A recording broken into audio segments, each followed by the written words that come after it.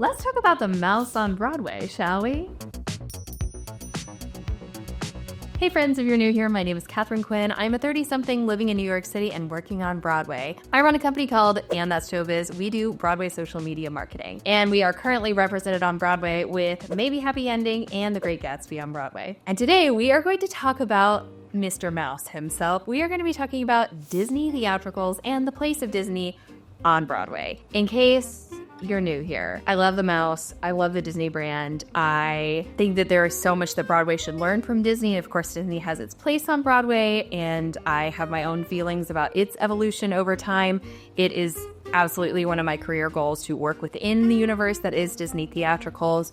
I just think the IP is absolutely unmatched, and Disney's commitment to excellence is absolutely unmatched. And I want to make a video talking about the history, the money, the Disneyfication of Times Square, and what the future might look like for Disney Theatricals. So let's dig in. It all started in the 1990s when then Disney CEO Michael Eisner had a bold idea. Disney's animated films were dominating Hollywood. The 90s were the time of the Disney Renaissance. Be our guest, put our service to the test. A whole new world. Don't you dare close your eyes.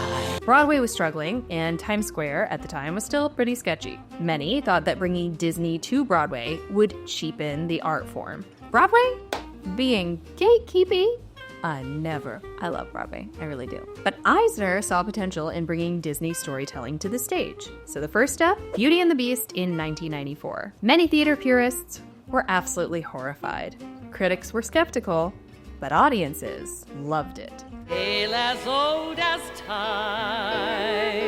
It ran for 13 years and over 5,000 performances. Something running 13 years, like thinking of any of the shows that we have right now running for 13 years, like maybe Hades Town, maybe 6. That's tough. That's tough. Nothing runs that long. Certainly a commercial triumph. But it was The Lion King in 1997 that proved Disney was not just making theme park shows, which no shade to theme park shows because they can be truly exceptional. Julie Taymor brought revolutionary direction and design to the Disney IP, to The Lion King. In The Lion King, they blended African art with puppetry.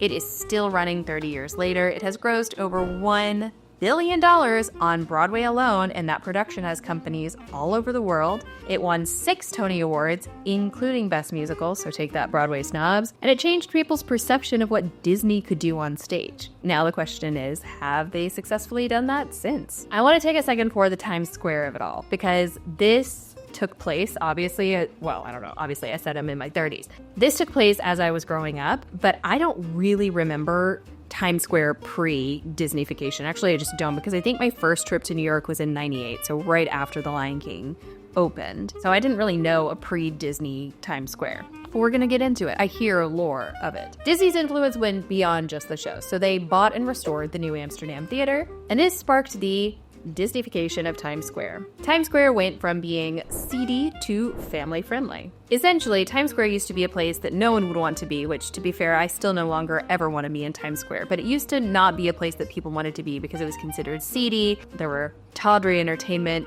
venues, and it was, dirty, and people just did not want to be there. Disney moved in, poured a ton of money into the theater district and subsequently into Times Square itself, and sort of became a flagship brand for Times Square. And in relatively short order, it became a central commercial hub as opposed to sort of a dejected part of the city that it had been just a few years before. It is worth noting that city officials had been trying to clean up Times Square since the 1970s, but it didn't really happen in earnest until the 90s, and Disney was a huge part of that. All right, so let's talk about some of Disney's successes and shows on Broadway in general. So we had Beauty and the Beast from 1994 to 2007. I genuinely can't believe it ran through 2007. That's crazy. Lion King began in 1997 and is still on Broadway today. Holds up, love it. Saw it just a few years ago.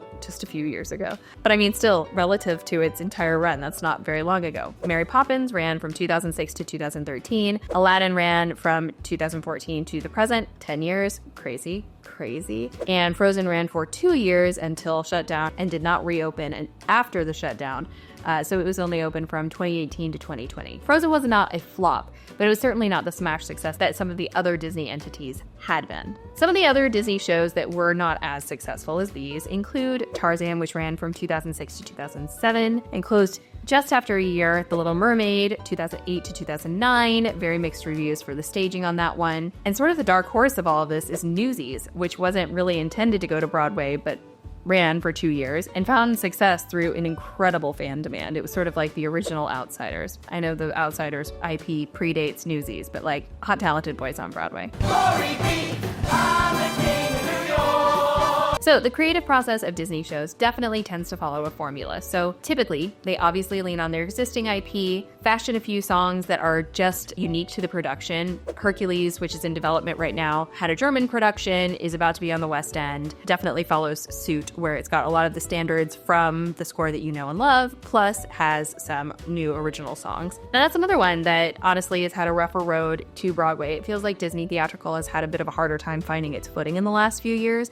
and it, to me, feels as though this is sort of an editorial point. It feels that we have not had quite as bold of an artistic swing as we had with Lion King since then. And I do wish that there were some more conceptual Disney shows, that some bolder swings would happen. But I know when there was a lot of money on the line and a lot of cooks in the kitchen and, well-protected IP, it's hard to take risks. And this climate is a challenging time in which to take risks. But boy, I wish that they would, because the IP deserves that. Notable creative collaborators in the Disney universe include, of course, Alan Menken, Julie Taymor, Tom Schumacher, Rob Marshall, and Bob Crowley. All right, so where is Disney Theatrical now? So Lion King and Aladdin continue to run on Broadway. We had Hercules in Germany. It is now about to happen on the West End. Reimagined production of Beauty and the Beast is launching its North American tour this year as well. International productions continue worldwide. Other things in development include Greatest Showman, Hidden Figures, Aida Revival. Wonder where that is in development. And certainly new things all the time that are well beyond my pay grade that I don't know about.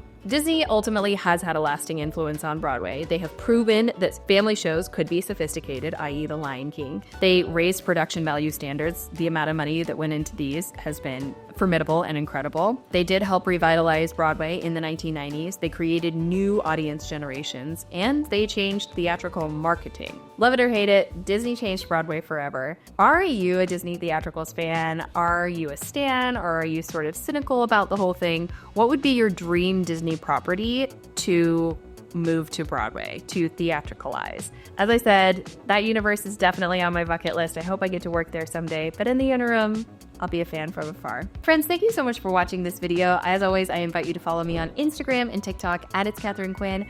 Follow us at And That's Showbiz for Broadway behind the scenes and interviews, and I'll see you in the comment section. Bye, friends.